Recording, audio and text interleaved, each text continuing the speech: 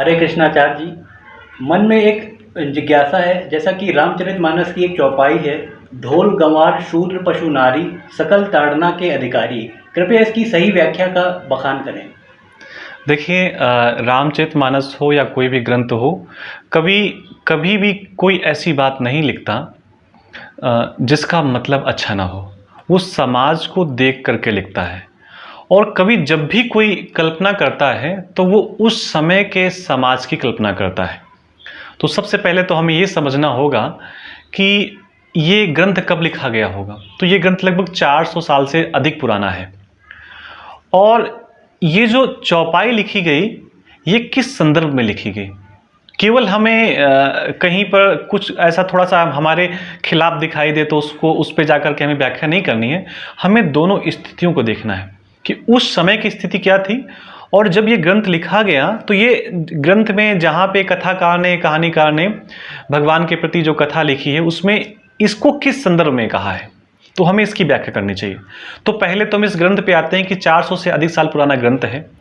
तो उस समय क्या होता था कि शायद कुछ ऐसी स्थितियां रही होंगी कि माताओं को घर से निकलने के लिए मना होगा कि आप घर से बाहर मत निकलिए। और भी जो ढोल गंवार शुद्ध पशु नारी, ये सब चीज़ें बताई गई। तो व्यक्ति के जीवन की 3 स्थितियां होती हैं। पहला होता है लालन। लालन का मतलब होता है बच्चे का लालन करना।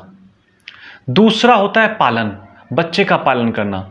और तीसरी स्थिति होती है जब बच्चा हम उम्र हो जाए, हमारी उम्र का, पिता की उम्र का, या यूँ समझिए बच्चा 14-15 साल का हो जाए।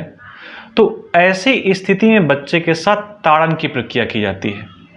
ताड़न शब्द को थोड़ा समझने का प्रयास करें तो ऐसा लगता है जैसे किसी को ताड़ा जा रहा है, देखा जा रहा है।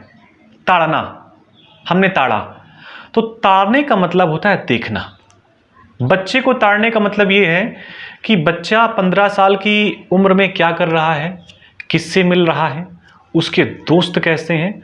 तो हमें ये उसकी ताड़ना करनी है कि उसकी संगति कैसी है। अब एक एक शब्द में आइए। ढोल, तो ताड़ना का कुछ लोग अर्थ निकालते हैं पीटना। तो ढोल को अगर आप पीटोगे तो वो सुंदर आवाज नहीं देगा। पहली चीज, ढोलक को बजाने से पहले उसमें सही से उसको ताड़ना नहीं दी जाती, ताड़न नहीं किया था, शिक्षा नहीं दी जाती, तो ढोलक अपना जो सुर है वो नहीं निकालता है। ढोलक को आप तबले से ले सकते हैं। तो आप बहुत बार देखते होंगे कि तबला वादक जब तबला बजाता है तो उसे चढ़ाता है, कभी कम करता है, कभी ठोकता है, कभी पीटता है, उसके बाद उसमें सुर निकलता है। तो यहाँ पर तबले की, ढोलक की बात हो गई कि इसको शिक्षा देना। गंवार, गंवार का मतलब किसी जाति से नहीं है, गंवार कोई भी हो सकता है। गंवार का मतलब जो अनभिज्ञ है, पढ़ा लिखा है। तो ताड़ना का मतलब है ऐसे व्यक्ति को अगर आप शिक्षा देते हैं तभी वो सही काम कर पाएगा। ढोल गंवार पर शूद्र आ गया। शूद्र का मतलब किसी जाति से नहीं, मैं फिर कहना चाहूँगा। शूद्र का मतलब है वर्ण संकर से, जिनके परिवार में पिता निम्न कुल का होता है और माता उच्च कुल की होती है। ऐसी संतान को कनिष्ठ संतान या शूद्र संतान कहते हैं।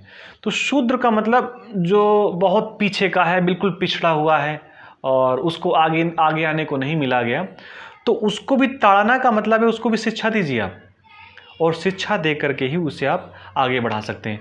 आगे एक बात आता है माताओं का, स्त्रियों का।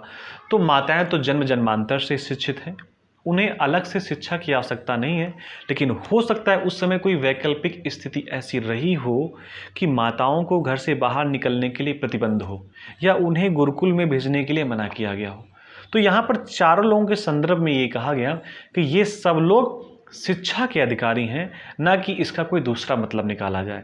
और ये रामचरितमानस के समापन की चौपाई है जिसमें समुद्र अपनी बात कहता है।